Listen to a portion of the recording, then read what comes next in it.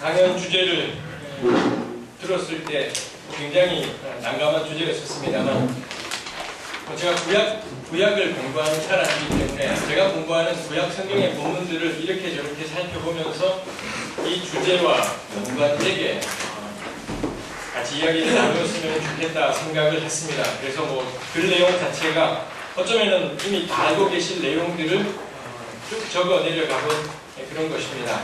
강연 원고들을 보면서 나누도록 하겠습니다.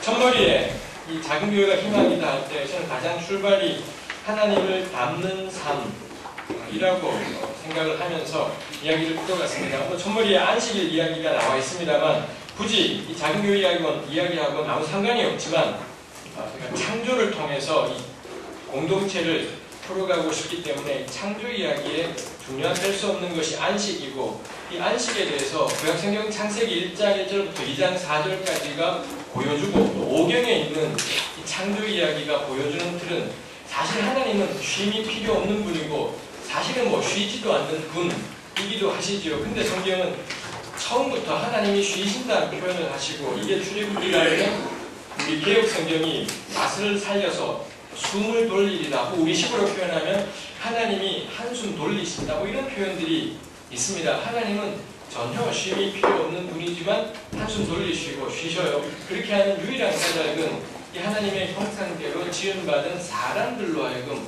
한숨 돌리고 쉬게 하시려고 그리고 하나님이 지으신 세상 모든 피조들로 하여금 한숨 돌리고 쉬게 하려고 하나님이 쉬신다 이런 표현이 있다고 생각됩니다. 그래서 안식은 그 창조 이야기에서부터 윤리라기보다는 저는 하나님을 닮는 삶, 하나님을 닮아가는 삶의 가장 본질에 그러한 것이 있다 싶습니다. 그 창조 이야기, 하나님을 닮는 삶이라는 주제로 전개되고 있고 그런 맥락에서 우리 구쪽에 있는 관계를 만드신 하나님을 볼 수 있겠다 싶습니다. 엿새 동안의 창조 동안에 하나님은 명령하시고 명령하신 대로 되었습니다. 계속 반복되는 패턴의 변화가 생긴 것이 엿새째 되는 날이었습니다. 창세기 1장 26절 9절에 특이하게도 우리의 형상을 따라 우리의 모양대로 우리가 사람을 만들고 이런 말씀이 나오지 않습니까? 이 창조 이야기가 완전하게 7일 패턴으로 딱 잡혀 있는데 엿새째 사람 창조 부분에서는 확연하게 틀을 깨고 있고 그 틀을 깨는 거에 한가운데 있는 것이 이 복수형의 우리, 하나님을 뜻하는 복수형의 우리이겠습니다. 이거에 대해서 구약학자이든 우리 신학자이든 수도 없이 논쟁이 되었습니다. 제가 이거 살펴보지는 않겠습니다. 흔히 이걸 삼위일체를 반영한 것이다라는 이야기가 있지만 구약 본문 안에서는 적절하지 않은 이야기일 거고 구약 안에서 이 우리라는 것이 하나님의 자문자답이라든지 심사숙고라든지 혹은 가장 아마 구약적인 설명으로 따지자면 천상회의인 거죠. 구약 성경에는 곧잘 하나님이 이 어전의 여러 신적 존재들을 모아두고서 회의하는 장면 그런 장면들이 구약 전체적으로 많이 나오고 또 고대 중동의 이 하나님관하고도 연결되어 있다는 점에서 가장 현실적인 것은 하늘의 천상회의일 겁니다. 천상회의를 하시면서 하나님이 우리의 형상대로 만들자 이렇게 되어 있겠습니다. 그렇게 생각할 수 있겠습니다만 이어지는 창세기 1장 27절은 이 하나님의 그 복수형 혹은 그 복수형과 결합되어 있는 우리의 형상 이 의미가 무엇인지 이것도 만만치 않지요. 형상과 모양이 도대체 뭘 의미하는지도 저희 신학자들도 엄청난 문제일 것 같습니다. 일단 우리 가진 창세기 텍스트 자체는 하나님의 형상의 의미가 무엇인지 제가 보기에는 1장 27절에서 간결하고도 명확하게 증언하고 있다고 생각됩니다. 하나님이 자기 형상, 곧 하나님의 형상대로 사람을 창조하시되 남자와 여자를 창조하시고 라는 것입니다. 즉 여기에 하나님의 형상대로 하나님께서 만드신 결과가 뭐냐면 남자와 여자 둘을 하나님께서 만드셨다라는 거죠. 그렇게 생각할 때 이 하나님이 복수형으로 표현되어 있는 것이라는 그거를 생각할 때 그 하나님 복수형으로 표현된 하나님과 가장 잘 결합되는 것이 복수의 사람인 남자와 여자라고 생각할 수 있겠다는 것입니다. 흔히 우리가 이 창세기 1장 2장을 보면서 하나님이 태초에 부부를 만드셨다 혹은 가정을 만드셨다라고 하지만 그건 너무 좁은 견해일 것 같아요. 하나님이 태초에 만드신 건 가정이나 부부가 아니라 관계를 만드셨다. 뭐 거창하게 말하면 공동체를 만드셨다. 그게 하나님이 태초에 만드신 것이다라고 생각됩니다.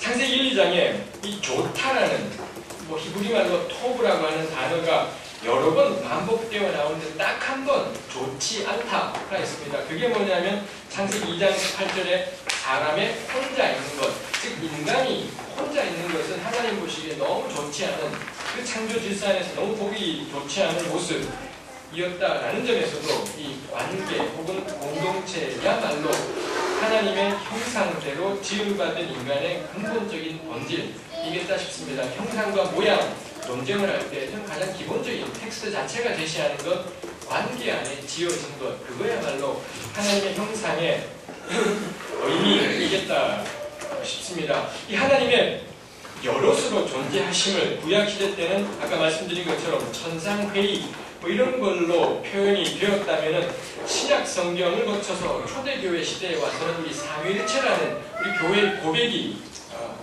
우리에게 있지 않습니까? 그 삼위일체로 존재하신 하나님이 이 하나님이 관계 안에 존재하신다라는 걸 확연하게 우리에게 보여준 예라고 할 수 있겠습니다. 그 점에서도 이 초대교회에 와서 확연해진 삼위로 존재하시는 하나님이라는 점도 이 창세기 1장에 있는 이 하나님의 형상대로 지으시겠다 해놓고 관계를 만드셨다는 게 참 깊은 뜻이 있다는 것을 생각할 수 있겠습니다. 10쪽으로 넘어가서 한 7, 8절째 줄에 있는 것입니다만 처음부터 사람은 관계 안에 존재하도록 지음받았다. 관계 혹은 공동체는 단지 함께 모여 삶을 통해 얻을 수 있는 유익 때문을 위한 것이 아니라 그 자체로 하나님의 형상, 하나님을 닮아가는 삶이다. 첫 사람들은 아담과 하와 오직 두 사람만이 존재했지만 그들의 존재는 이 땅에 드러난 하나님의 형상이었다. 하나님께서는 이들에게 하나님이 조성하신 에덴 동산을 경작하며 지키게 하심을 통해 이들이 살아간 삶의 목적을 주셨다. 두 명은 관계의 최소 단위이지만 이 관계를 향해 하나님께서는 그들이 살아가는 세상의 에덴 동산을 개발 보존하는 사명을 주신 것이다. 그러므로 하나님의 부르심과 사명 맡기심에는 원칙적으로 아무리 적은 숫자라도 상관없는 것이겠습니다. 중요한 것은 함께 살아가는 관계야말로 하나님 형상의 본질적인 부분이고, 그리고 그들에게 하나님께서 맡기신 사명이 있다. 이게 저는 창세기의 창조기사가 우리에게 줄 수 있는 중요한 점이지 않을까 싶습니다. 하나님이 맡기신 사명이 이 첫 관계들에는 개발과 보존 이런 사명이었었습니다만, 그게 이 원역사를 창세기 1장부터 11장까지를 거치면서 창세기 12장 아브라함에게 가면서 그 사명이 훨씬 더 구체화된다라고 볼 수 있겠습니다. 흔히 우리가 아브라함 생각하면 이 창세기 12장 1절 3절에 나오는 자손과 땅의 축복을 생각하지만 적절치는 않을 것 같습니다. 하나님이 아브라함을 부르신 목적이 무엇인지를 알려주는 구절은 사실 창세기 18장 19절이겠습니다. 내가 그로 그 자식과 건속에게 명하여 여호와의 도를 지켜 의와 공도를 행하게 하려고 그를 택하였나니 이는 나 여호와가 아브라함에게 대하여 말한 일을 이루려 함이니라. 이 구절에 따르면 하나님께서 아브라함을 부르신 목적은 여호와의 도를 지키는 거고, 여호와의 도의 실질적인 내용이 뭐냐를 그 뒤에 부연 설명하기를 의와 공도를 행하는 삶이다라고 성경 자체가 일러주고 있죠. 이 개역개정판 성경이 요 구절에서만 요 히브리말 이 두 단어를 의와 공도로 번역했고, 나머지의 대부분의 이런 이 단어가 나올 때는 개역개정판은 거의 일관되게 이 공의와 정의라는 단어로 번역을 해내고 있어서 개역 한글판보다는 훨씬 우리에게 전달이 좋아진 것 같습니다.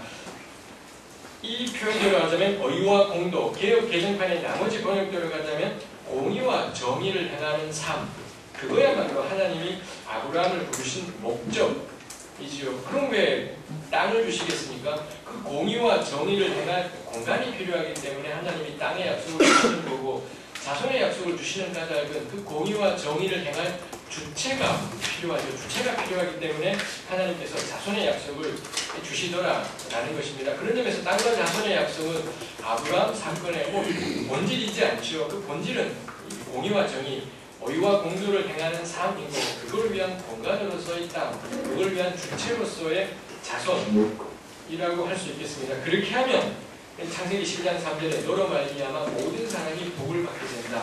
이 하나님의 백성들이 세상 가운데 하나님 주신 땅에서 그 권속에게 명하여 어유와 공도를 행하면 천하 열방이 하나님을 알게 되고 하나님께로 돌아오는 일이 이루어지게 되죠. 그게 이 18장 19절 마지막에 있는 나 여호와가 아브라함에게 대하여 말한 일을 이루려 함이니라 라고 우리가 그렇게 생각할 수가 있겠습니다. 아브라함을 부르신 목적, 또 아브라함으로 대표되는 이 신앙 공동체가 세상에 존재하는 이유에 대해서, 사명에 대해서 1.1에서 살펴본 것이겠습니다.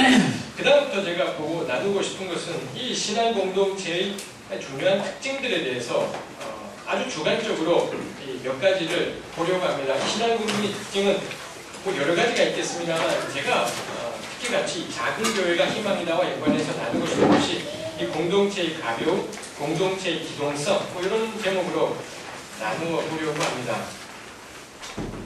이 아브라함에게 주신 어유와 공도의 삶, 그를 통해 열방이 복받게 되는 것을 잘 보여주는 것이 첫 번째 들고 싶은 예가 이삭입니다. 창세기 26장에 이삭이 우물 파는 이야기 나와 있는 거 우리 알지 않습니까?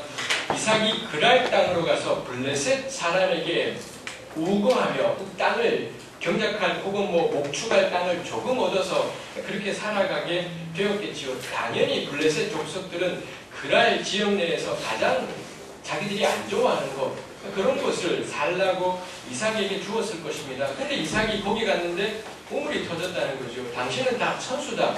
하늘에서 내리는 비가 아니면 뭐 살 수가 없는 곳인데 우물이 났다라는 것은 뭐 엄청난 그 중요한 땅이 되겠습니다. 그러자 그딸같이 블레셋이 와서는 즉각 그 땅을 빼앗고는 다른 땅으로 이거하게 되지 않습니까? 이 경제학적으로 이삭은 계속 한계지로 가는 겁니다. 더 이상 사람이 살게 하는 투입된 노동에 비해서 살 수 없는 곳으로 이삭은 옮겨갈 수밖에 없고, 갔더니 거기에 또 우물이 나와서 그 땅은 살만한 땅으로 바뀌게 돼요. 그럼 블레셋이 뺏어가고 다시 한계지로 옮겨가고 그러더라라는 것입니다. 그 덕분에 이 그랄 지역은 살 수 있는 땅으로 계속 바뀌어가지요. 그 땅에 나그네로 와서 빌리고 살고 있는 이 하나님의 백성 이삭 때문에 그 척박한 땅이 계속 살 수 있는 땅으로 바뀌어가게 되더라라는 것입니다. 하나님께서 땅을 주셨지만 이삭은 땅에 매여 있는 사람이지 않더라 했습니다. 땅이 약속의 핵심이었다면 이삭은 어떻게든 그 땅을 안 뺏겨야 되지만 이 하나님께서 이삭을 부르신 목적은 그게 아니기 때문에 이삭은 계속 땅 양보하고 더 척박한 땅, 더 못 쓰는 땅으로 가요. 그리고 이삭이 가는 곳마다 우물 터지는 거고, 그런 그 척박한 땅이 살 수 있는 땅으로 바뀌더라라는 것입니다. 그 점에서 이삭은 그야말로 정착자가 아니라 개척자, 계속해서 개척해 나가는 것을 볼 수 있고, 여기서 제가 나누고 싶은 것이 이 공동체의 이 개척자적인 존재라는 겁니다. 하나님이 아브라함에게 철석같이 땅 약속을 주셨지만 그들의 참된 근거가 하나님 그분이시고, 그렇기 때문에 이들은 언제고 자신이 차지한 땅을 내어놓고 다른 곳으로 한계지로 옮겨갈 수가 있더라는 것입니다. 이렇게 할 수 있는 것이 그들의 가벼움, 이 말이 좀 그렇습니다만 몸집이 워낙 가볍다 보니 얼마든지 한계지로 가는 것, 이게 뿌리를 내려버리면 못 가는 건데 얼마든지 한계지로 가면서 기동성 있게 응답하더라라는 겁니다. 정착하지 않고 얼마든지 폴짝폴짝 뛰어다니는 이런 집단적인 사례로 들 수 있는 대표적인 예가 또 레갑 자손이라고 할 수 있겠습니다. 특이하게도 예레미야 35장의 레갑 자손 이야기가 굉장히 길다랗게 다루어지고 있습니다만 레갑 족속이 그랬다는 거죠. 가나안 땅에 들어갔는데도 정착할 수 있는 약속의 땅에 들어갔지만 평생 자손 대대로 정착하지 않고 떠돌아다니면서 자손 대대로 예레미야 때까지 거의 뭐 300~400년의 세월 동안을 떠돌며 살았던 족속이 레갑 족속이겠습니다. 그래서 약속의 땅에 살지만 가장 가벼운 몸집을 지닌 채 언제건 하나님의 뜻을 따라 이동할 수 있던 레갑 자손 공동체하고 대조되는 것이 나라를 이루고 왕정을 수립했지만 하나님 말씀에 도무지 응답하지 못하며 오히려 하나님의 말씀이 적힌 책을 찢고 불태우는 다윗의 후손 여호야김과 현저하게 대조를 이루고 있고, 제가 보기에는 아마도 이게 예레미야 35장의 레갑 자손 이야기하고 36장의 여호야김이 이 예레미야의 책 찢어버리는 것이 나란히 놓여있는 까닭, 이렇게 해서 대조를 시켜주지요. 레갑 자손이 얼마나 가볍게 하나님께 응답하며 살아가는지, 다윗의 후예는 얼마나 무거워져서 응답은커녕 그 응답을 촉구하는 책을 찢어버리는 삶을 사는지가 나란히 모여서 대조되고 있는 것 같습니다. 공동체의 기동성을 보여주는 또 하나의 사례로 이 아브라함을 이야기를 해보고 싶습니다. 창세기 14장, 우리 창세기에 참 드문 국제적인 전쟁 이야기가 거기에 나와 있지 않습니까? 소돔을 중심으로 해서 뭐 5개, 6개 나라들이 뒤엉켜서는 아마 당시로는 아브라함이 실제로 존재했던 인물이라면 뭐 지금으로부터 거의 4,000년가량 전일 텐데 그 시대에 있었던 어마어마한 국제적인 전쟁이겠습니다. 그때 이 아브라함의 조카 롯도 그 전쟁에 휘말려서는 사로잡혀가는 일이 생기지 않았습니까? 우리 보통 교회에서 배우고 아는 대로 롯은 이 하나님의 약속보다는 땅의 비옥함을 선택한 사람, 뭐 그런 이미지가 있죠. 그 점에서 롯이 소돔 땅에 살다가 전쟁에 휘말리는 건 땅의 비옥함을 선택했던 사람들이 받게 되는 당연한 결과구나, 하나님의 심판이구나, 하나님의 경고고 책망이겠구나, 뭐 그 정도 이야기할 수 있겠습니다. 그리고 우리가 뭐 또 다루진 않겠습니다. 그에 대해서 같은 신앙 공동체였던 형제가 땅의 비옥함을 선택해서 소돔 가는 바람에 국제적인 분쟁에 휘말려서는 삶이 쑥밭이 된 것입니다. 그럴 때 말씀대로 바르게 살아간다라고 여겨지는 아브라함과 같은 이 하나님의 사람들은 그에 대해서 어떻게 대처하고 응답하는가 라는 거죠. 아브라함은 충분히 가만히 있을 수 있겠다 싶습니다. 이건 국제적인 당시로는 전 세계가 휘말려든 국제적인 전쟁이고, 아브라함은 일개 가족의 수장일 뿐이고, 여긴 자기 땅도 아니었기 때문에 여기서 자기가 이 분쟁에 휘말려들면 자기 상황과 삶 전체가 엉망이 되고 말 것이겠습니다. 창세기 14장 13절에 아브라함은 히브리 사람이라고 소개되지요. 히브리라는 단어가 구약성경에 처음 등장하는 것이 바로 이 구절인데, 뭐 히브리라는 이 음력된 말에 깔려있는 히브리어 단어의 의미에서 나오는 강 건너온 사람, 혹은 옮겨온 사람, 이주민, 떠돌이, 뭐 이런 의미가 히브리 사람이라는 의미 속에 담겨 있습니다. 그 다음에 구약 성경에서 히브리 사람, 히브리라는 단어가 등장할 때는 거의 대부분, 전부는 아닙니다만 거의 대부분 외국인 맥락이에요. 이스라엘과 외국인, 이런 맥락에서 이야기될 때 이 히브리라는 단어가 쓰여 있습니다. 그 점에서 우리 창세기 14장 역시 아브라함을 이 창세기 기자가 히브리 사람이라고 딱 꼬집어서 굳이 언급을 하고 있다는 건 아브라함은 외국인이다, 그 땅에 살고 있던 사람들하고는 확연하게 구별되는 외국인이다라는 걸 강조하고 있다라고 생각됩니다. 내 땅이어도 저런 분쟁에 휘말리는 것은 굉장한 부담인데, 외국인으로서 그 땅에 잠시 몸붙여 살고 있고 이제 겨우 좀 기반이 뭐 쌓이는 셈인 건데, 괜히 그 국제적인 분쟁에 휘말리면 그 전부가 엉망이 되고 말 것입니다. 그렇지만 제가 이 창세기를 보기에 아브라함은 자신의 모든 것을 걸고 이 싸움의 현장에 뛰어들더라는 것입니다. 자신의 집에서 길리고 훈련된 자 318명을 거느리고, 아마 아브라함 집의 가족 전체, 그 종인이 뭐 함께 있는 사람이니 그 전체가 318명일 것 같습니다. 그 다음에 그가 머무르는 그 땅의 원주민인 것 같습니다. 아넬, 에스골, 마므레 이런 사람들도 있었고, 그들까지, 아브라함과 동경한 사람들까지 전부 데리고 롯을 구출하는 싸움에 이 아브라함이 참여했죠. 말이 쉽지 자칫하면 전부를 이룰 수 있는 싸움이고, 예나 지금이나 이런 싸움에는 안기는 게 상책이지만 아브라함이 거기에 전부를 걸고 뛰어들었더라 라는 것입니다. 또 한 가지 주목할 것은 아직 그의 이름은 창세기는 계속 아브람이라고 하죠. 창세기 17장 가야지 그의 이름이 아브라함으로, 하나님과의 만남 가운데 아브라함으로 바뀌는 것이 있습니다.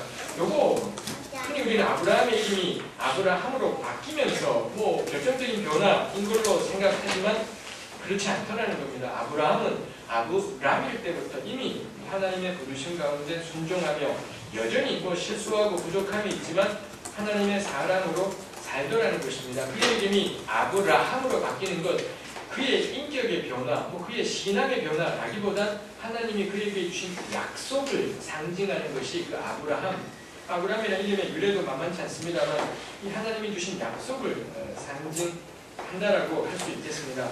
아브람이지만 여전히 그런 하나님과 더불어 동행하고 있고 하나님이 자신에게 주신 걸 그저 지키고 보호하는 데만 애쓰는 것이 아니라 전부를 걸고 다 잃을 수도 있지만 자신의 자리에서 떨쳐 일어나는 사람이었던 것을 볼 수가 있겠습니다. 그래서 우리 13쪽 넷째 줄에 가시면 그런 점에서 약속의 자손이라는 것은 하나님의 선택받은 백성, 약속의 자손 혹은 하나님의 선택받은 백성의 의미는 그 다른 이의 고통을 보고 자신의 것이 이를까 두려워 가만히 눌러앉아 있지 않는 것, 그게 아브라함의 약속이 하나님이 주신 것이기 때문에 자기가 지키려고 자기가 붙잡으려고 애쓰지 않더라라는 겁니다.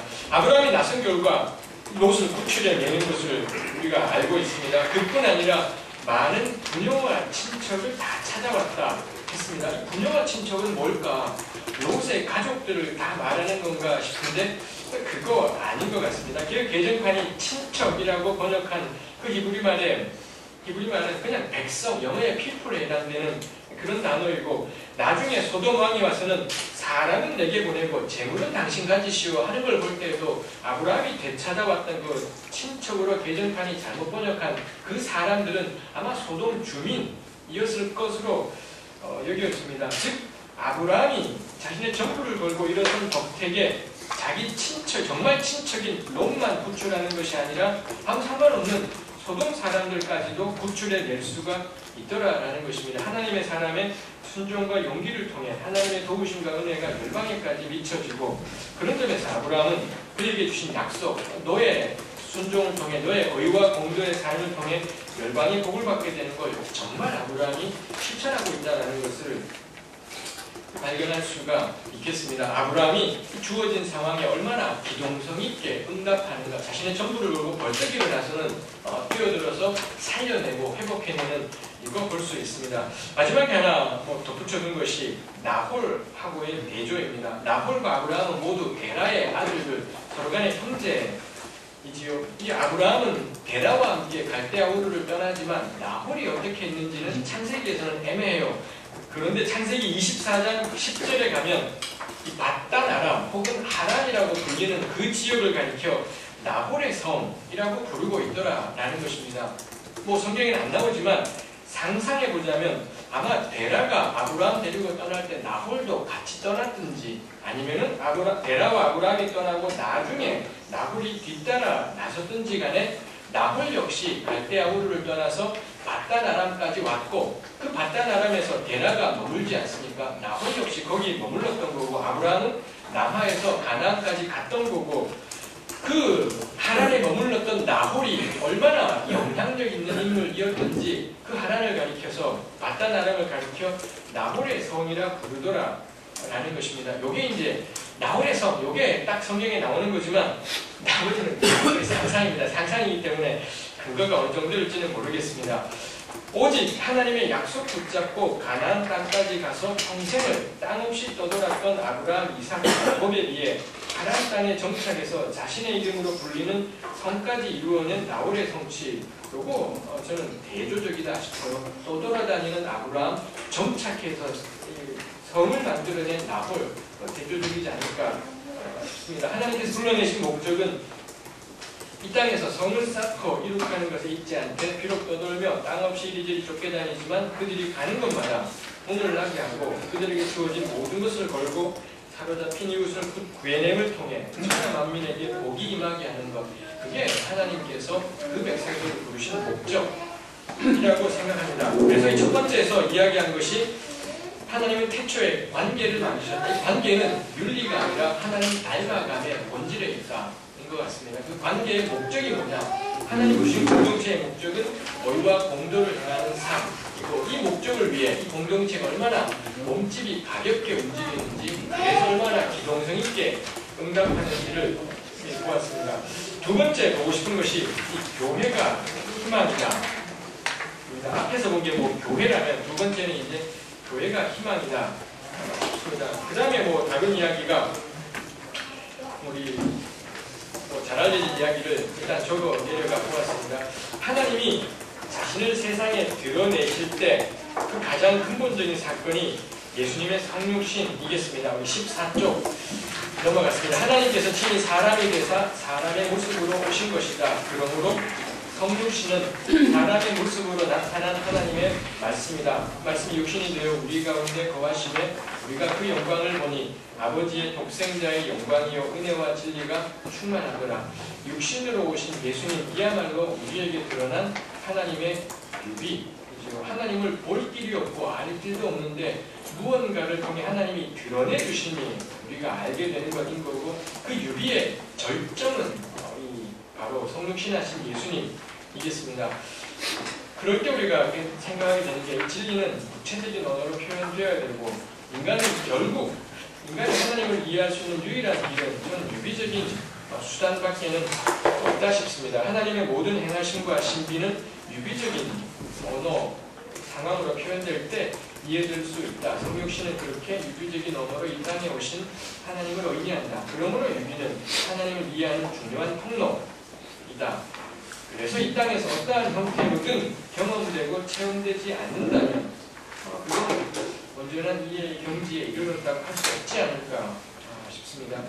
하나님께서 그 아들 예수를 하나님을 알리시기 위해 세상에 보내신 것처럼 주님께서도 제자된 공동체를 세상에 보내셨습니다. 하나님이 그 아들 예수를 통해 하나님을 세상에 보이듯이 신앙 공동체 역시 그들을 통해 예수가 어떤 분인지를 세상에 증거하는 것, 동일한 유비의 원리이겠습니다. 주님의 놀라운 말씀들은 신앙 공동체를 통하여 이 땅에 나타나고 이루어져야 한다. 이것은 앞에서 살펴본 아브라함을 부르신 하나님의 뜻과도 통한다. 세상에 존재하는 하나님의 백성 공동체, 즉 교회는 그들을 부르신 목적을 따라 살아감을 통해 열방으로 하여금 하나님의 축복을 받게 하는 이들이다. 세상에 하나님을 알 수 없으되 오직 아브라함과 그 후손들을 통해, 그리고 하나님의 교회를 통해 하나님이 어떤 분이신지 드러나게 되며 알려지게 된다.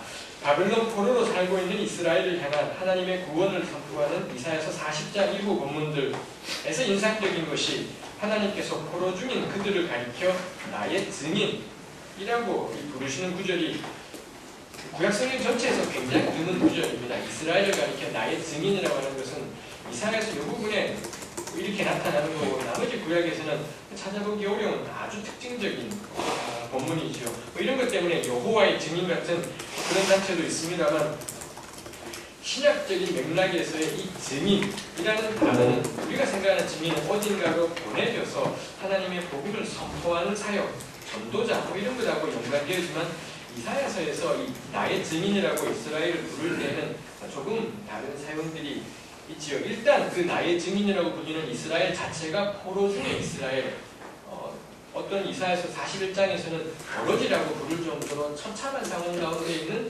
포로 공동체인데 그들이야말로 나의 증인이라는 거죠.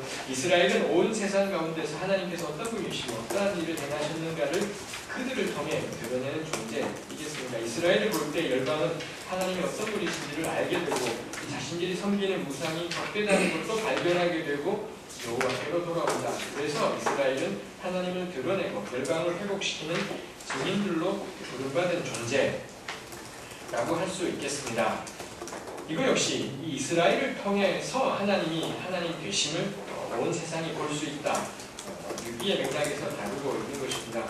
이사야 55장 9절이 거기 있습니다. 보라, 내가 그를 만민에게 증인으로 세웠고 만민의 인도자와 명령자로 삼았나니, 보라, 내가 알지 못하는 나라를 내가 부를 것이며 너를 알지 못하는 나라가 내게로 달려올 것은 여호와 내 하나님 곧 이스라엘의 거룩하신 이로 말미암으니라. 이는 그가 너를 영화롭게 하느니라. 여기 너가 이스라엘을 가리키죠. 하나님께서 이스라엘을 만민에게 증인으로 세웠다라고 하고 있습니다. 이스라엘이 하나님의 증인이다 라는 것을 여기 이사야 55장 4절에 나오는 것인데, 바로 앞절에 보면 이사야 55장 3절은 이 공동체를 향한 하나님의 은혜로운 언약을 일러 다윗에게 허락한 확실한 은혜, 그렇게 표현하죠.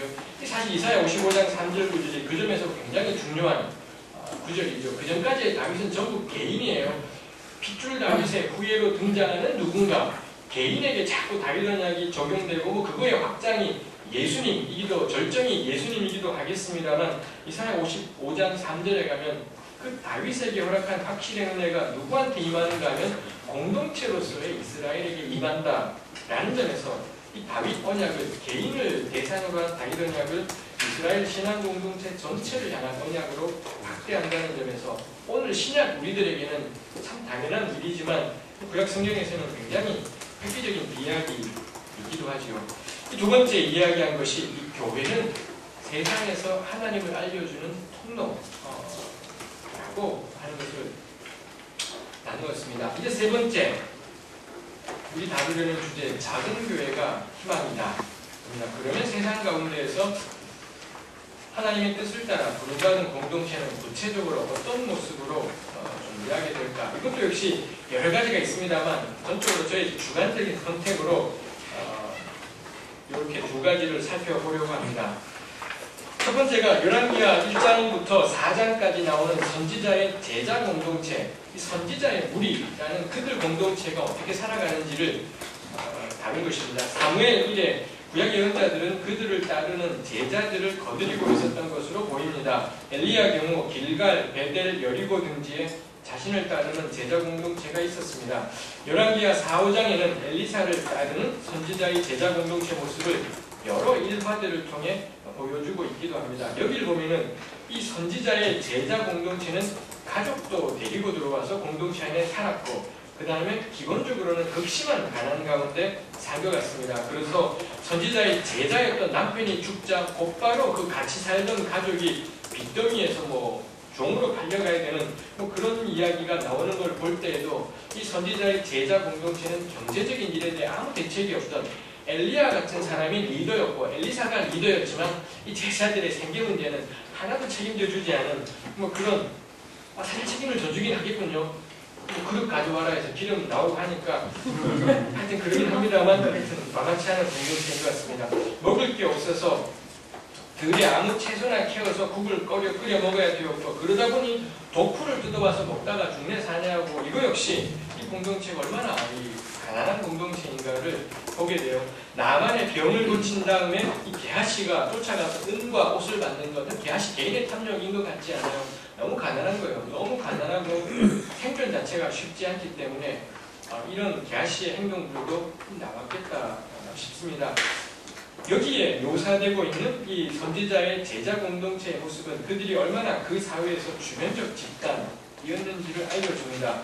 한편으로 그렇지만 그들은 언제건 하나님의 명령이 있으면 언제든 어디든 즉각적으로 달려가서 그 말씀을 전합니다. 하나님의 보내심을 받은 누군가 어떤 선지자의 제자가 당시 북왕국의 왕이던 아합을 찾아가서 하나님께서 그의 목숨을 찾으실 것을 서슴없이 선포하지요. 엘리야 역시 아합과 이세벨이 나봇의 포도원을 학폭 비합법을 동원해서 약탈했을 때 이 거침없이 아합을 향해 살인과 도적질했다라고 고발하고 왕가의 멸망을 선포하기도 하지요. 이 예후로 하여금 피해 혁명을 일으키게 만든 것도 이름조차 소개되지 않는 어떤 선지자였다라는 것입니다. 그래서 이 열왕기 하에서 묘사되고 있는 선지자 집단들은 그 사회의 가장 주변부에 위치한 매우 가난한 집단이었습니다. 그렇지만 하나님께서 명하시면 언제든 가장 중심부로 들어가서 하나님의 말씀을 담대하게 선포했습니다. 그들의 활동과 사역으로 인해 정권이 바뀌고 새로운 왕가가 출발하지만 이들 이름 없는 선지자 공동체는 새로운 권력의 중심부하고는 아무 상관이 없어요. 예후 왕조는 전적으로 구약 예언자 때문에 발생하지만 예언자들은 예후 왕가랑은 아무 상관도 없지요. 여전히 그들은 다시 그 주변부에 독풀 뜯어먹고 주변 사내하고 이런 주변부에 가난하고 힘겨운 그런 공동체의 생활 가운데 살아가는 것을 볼 수 있습니다. 그들의 수가 몇 명이건 그들에게 중요한 건 그들의 숫자나 힘이 아니었고 그들에게 임한 여호와의 말씀이야말로 그들 공동체의 근본이었습니다. 말씀이 임하면 어디든 움직이고 말씀이 있으면 누구든 찾아가고 가장 주변부에 살지만 가장 중심부를 뒤흔드는 이들 공동체였다라고 할 수 있겠습니다.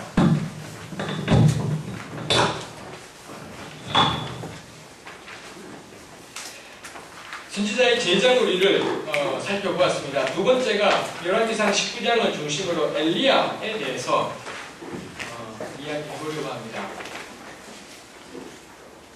이것도 특이합니다만 열왕기상 18장은 그 유명한 갈멜산에서의 대결을 다뤄주지 않습니까? 엘리야의 빛나는 승리가 왕상 18장에 있는데 뜻밖에도 19장 가면 도망가는 건 바알 선지들이 아니라 엘리야인 것을 볼 수 있죠. 이거 역시 요란기 기자가 아주 대조를 의도적으로 시켜두었습니다.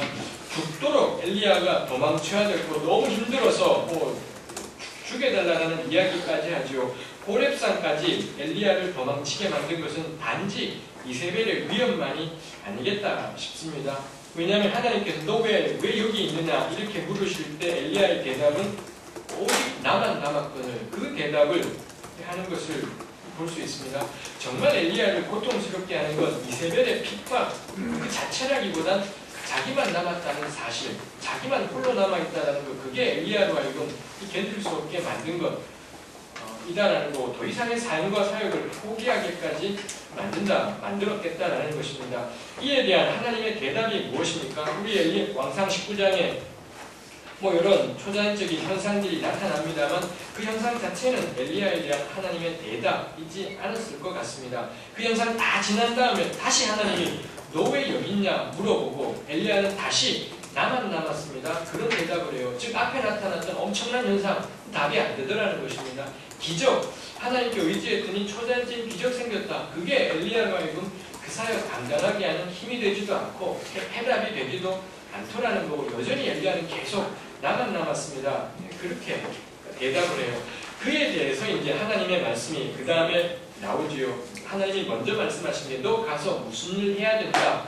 사명 이야기를 15절, 17절에서 해주고 있지만 18절에 가면 하나님께서 이 하나님이 남겨두신 바알에게 무릎 꿇지 아니한 자 7,000명에 대한 언급이 있는 것을 볼 수 있습니다. 왜 하나님께서 이 언급을 하시는 걸까? 좀 이게 엘리야에게 대한 하나님의 위로이고 대답이었겠다라고 생각을 해요. 그 기적도 아니고 그 어떤 것도 아니고 나만 남았다라고 생각이 뛰었는데 하나님은 말씀하시기를 그렇지 않다. 너 말고도 7,000명이나 이 바알에게 무릎 꿇지 아니한 사람이 있다. 그게 하나님의 대답이었고 저는 그거야말로 엘리야로 하여금 다시 이 산을 내려가서 그 신난한 이스라엘로 들어가게 만든 결정적인 것이었다는 겁니다. 그래서 18절에 그 말씀이 딱 지나자마자 19절 엘리야가 거기서 떠나 그 현장으로 다시 돌아가는 것을 볼 수 있다는 거죠. 혼자 남지 않고 함께 있다. 저는 이게 공동체의 의미이겠다라는 것입니다. 왜 7,000명일까가 있죠. 7,000명은 숫자 7하고 1,000이라는 단어이죠. 이 1,000이라는 단어는 우리말 그 1,000이라는 단어는 딱 숫자 1,000이지 않습니다. 하나의 단위, 부대의 단위라든지 단위를 의미하는 것이기도 하죠. 그래서 좀 7,000보다 훨씬 중요한 건 숫자 7이에요. 7개의 단위. 이쯤 될 수 있는 거고 구약 성경에서 이 숫자 7이 가지는 것 창조 이야기부터 시작해서 여리고성 돌기라든지 나만 이야기라든지 숫자 7이 가진 중요성이 있지 않습니까? 그 7,000명은 딱 이 쪽수로서의 7,000명이라기보다 이 하나님께서 남겨주신 하나님 백성 공동체 끝까지 야훼 신앙을 붙잡고 살아가는 그 사람들 그걸 상징하는 게 7,000명 이다라는 거고 그래서 그게 엘리야의 답은 7,000명 1명, 2명, 3명, 4명, 7,000명 있다가 아니라 나 혼자가 아니라 함께 이 믿음의 길에 선 사람들이 있다. 그게 전 7,000명의 의미일 것 같습니다. 엘리야가 내려가서 그 7,000명 모으지 않지 않습니까? 제가 종종 농담처럼 합니다만 엘리야가 내려가서는 전국 7,000명 협회 이런 거 만들지 않더라. 7,000명 연결해서는 네트워크 형성하고 이메일 주고받고 해서는 긴밀하게 함께 동원하자 했을지도 모르겠지만 어쨌거나 성경에서 7,000명은 다시 안 나와요. 그 뒤로 구약 성경은 일체이 7,000명에 대해서 아무런 언급을 하지 않아요. 7,000명은 딱 여기에만 나와서 전적으로 엘리야로 하여금 호렙산을 내려가서 이스라엘로 돌아가게 만드는 그 역할만 할 뿐이지 7,000명은 아무 실체가 보이지 않더라라는 것입니다. 저는 그 점에서도 7,000명의 핵심은 혼자가 아니다. 이게 저는 공동체라는 거예요. 공동체가 같은 공간에 같은 시간에 함께 있다고 해서 그게 공동체인 거냐? 그렇지 않겠다라는 거죠. 그 사람 못 만나도 좋아요. 평생이라도 안 만나도 좋은데 그 사람 거기에서 끝까지 야훼 신앙 지키면서 말씀대로 사역한다더라. 그러면 된다라는 거죠. 제가 우리 학생들에게도 늘 그 이야기예요. 동문회 하지 마라. 동문회 왜 하는가 도대체. 왜 MDB를 졸업하고는 동문회 하는 동기가 도대체 뭔가. 대부분의 동문회는 밀어주고 땡겨주고요. 이왕이면 우리 후배가 요 자리에 오게, 우리 선배가 요 자리에 오게, 그래서 교단끼리, 저는 이 통합층 목사입니다만 통합층은 겁나 세지 않습니까? 이 교단끼리 밀어주고 땡겨주고 이게 같은 교단 출신이다라는 것은 실질적인 의미인 것 같아요. 그건 공동체이지 않죠. 패거리예요. 자기는 이익을 위한 패거리 집단에 불과한 것 같아요. 동문회 가지 마라. 다만 바람결에 그 친구 집도 꿋꿋하게 이 작은 교회를 끝까지 버텨내고 아직도 살아가고 있다더라. 그건 충분하다라는 거죠. 그러면은 내가 하는 이 사역을 더 갈 힘이 생기고 다 때려 사역 쫓고 다 때려치우고 그냥 죽자 싶다가도 그 동기가 거기도 어딘가 짤 막혀서는 열심히 사역한다더라. 그래 또 가자 한 번 더 해보자 뭐 이렇게 마음 들게 하는 거죠. 그게 엘리야의 7,000명이 7,000명 하나님께서 엘리야에게 주신 그 7,000명 말씀의 의미이지 않을까 싶습니다. 그래서 이 선지자 무리는 함께 존재했던 공동체고 엘리야의 7,000명은 함께 존재하지 않은 공동체였었습니다만 그 공동체가 뭔지를 보여주는 예인 것 같습니다. 마지막에 이제 작자라는 게 무엇인지 이겠습니다. 이 글의 제목에 있던 것이지만 이 글의 가장 마지막에 언급하고 싶은 것이 자금에 대해서입니다. 작은 교회가 희망이다. 왜냐하면 이 작은 교회, 이 작은 하나님 백성 공동체야말로 세상 가운데 보내어진 하나님의 증인들이기 때문입니다. 그리고 하나님의 유비들이지요. 이 공동체 때문에 세상이 하나님을 알게 되고 이들 때문에 열방이 하나님께로 돌아오게 될 것이니 얼마나 이 작은 교회야말로 희망이고 소망이 되겠습니까? 이 작은 공동체는 단지 함께 모인 숫자가 적은 공동체이지는 않은 것 같습니다. 몇 명까지가 적은 건가? 아담과와의 딱 2명 공동체가 있는가 하면 예수님의 12제자 공동체도 있고 초대교회 120문도들의 공동체, 기드온의 300용사, 아브라함의 318명, 엘리야의 7,000명 생각하게 될 때 중요한 건 숫자가 아니라 숫자에 담겨있는 의미일 것 같습니다. 하나님이 사람을 지으신 목적, 그리고 하나님께서 아브라함에게 땅과 자손을 주시는 목적, 이 가치야말로 하나님 백성 공동체의 가장 중요하고 본질적인 존재 이유이겠습니다. 이 뜻과 이 가치가 구현되지 않는다면 몇 명이 모이든 아무 의미 없는 집단에 불과하겠다 생각됩니다. 하나님의 뜻에 따라 움직이며 살아가는 공동체는 그 수와 무관하게 작은 공동체이다. 예수께서 하나님 나라를 구하는 제자들을 향해 적은 무리여 무서워 말라. 너희 아버지께서 그 나라를 너희에게 주시기를 기뻐하시느니라. 그때 적은 무리라고 부른 것도 이 마찬가지 단지 숫자가 적어서 라기보다는 이런 의미이겠다라는 겁니다. 이들은 하나님의 부르심에 따라 언제든 어디든 움직이는 공동체입니다. 하나님의 부르심이라면 아브라함처럼 자신들이 그동안 키우며 성장시켜왔던 전부를 걸고서라도 벌떡 일어설 수 있는 이들이고 이삭처럼 언제나 기득권에 매여 있지 않고 새로운 영역을 향해 끊임없이 개척해 나갈 수 있는 가벼운 이들, 그렇게 몸집이 가볍기에 새롭게 주어지는 상황에 즉각적으로 응답하고 기동력 있게 대응할 수 있는 이들, 그들이 작은 교회, 작은 공동체이겠습니다. 그 숫자가 몇 명이든 새로운 상황에 즉각적으로 응답할 수 없다면 훌훌 털고 일어나기에는 너무 많은 게 있다면 몇 명이든 간에 거긴 이미 작은 교회, 작은 공동체이기는 어렵겠다 여겨집니다. 교회는 지키는 곳이 아니다. 우리가 지킬 것은 복음과 하나님 나라의 가치이겠습니다. 교회의 재산도 영광도 잘하는 것도 어느 것도 지킬 것이 아니고 교회는 언제든 아무것도 가지지 않은 곳으로 내려갈 수 있다. 그것이 이러한 모습일 것이다. 그리고 이러한 교회야말로 하나님을 본받는 존재이며 이 땅에서 하나님을 보여주고 증거하는 존재이겠습니다. 어디든 전제 없이 불거래 옷도 없이 불편한 신발도 없이 출발하는 것, 그게 작은 교회이다. 그리고 그럴 때 작은 교회가 희망이다 생각합니다.